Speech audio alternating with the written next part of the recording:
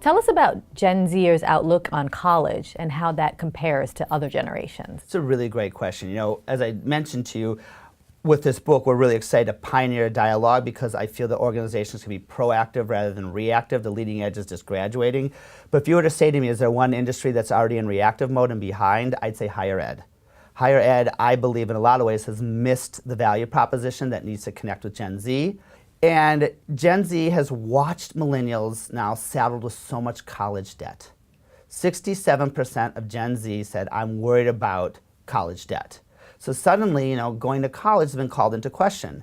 We've talked about there's so many other resources and programs today. We also have 75% of Gen Z said, you know, there's ways of getting a good education other than going to college.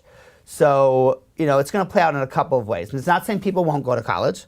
They might do something like a gap year. We're seeing a lot going to trade school. We're seeing a lot of Gen Zers look at a community-based school because of cost to get some of those entry levels out of the way and then maybe move on to a 4-year degree program. So we're seeing a lot of that. But they really are believing that college might not be everything.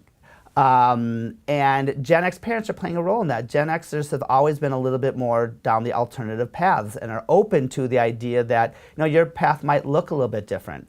I think for baby boomers, you know, a college degree they had to fight so hard for, they really instilled in their millennial kids that a college degree is the end all and be all. You ask a lot of millennial kids, going to college, you know, it was never not an option. And I think Gen Z are saying there are other options.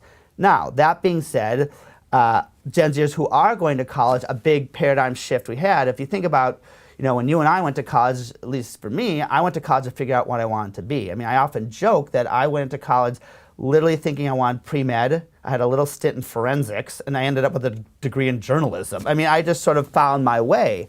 Well, Gen Z feels if I'm going to spend that money, I better know what I want to be. 61% of Gen Z said, I need to know what I want to be in life before I go to college. So think about how that changes the value proposition. We used to say, come to college and figure it out. We now have to be saying to these Gen Zers, hey, you know what you want and I'm going to get you there. So that is a big shift. The other challenge with Gen Z, because they're so focused on getting ahead, surviving, seeing that there's alternatives, is they need to see a better connection between what they're learning and how it applies to the future. And this is where things like, I think, a liberal arts degree are in question. And I'm a big fan and believer in a liberal arts degree. But I think now we have a generation that's challenging that because they'll maybe sit in class and they'll be learning about Greek civilization, art history. And they're sitting there being like, with a textbook that feels old, being like, how is this going to help me in my future? I'm spending all this money for what?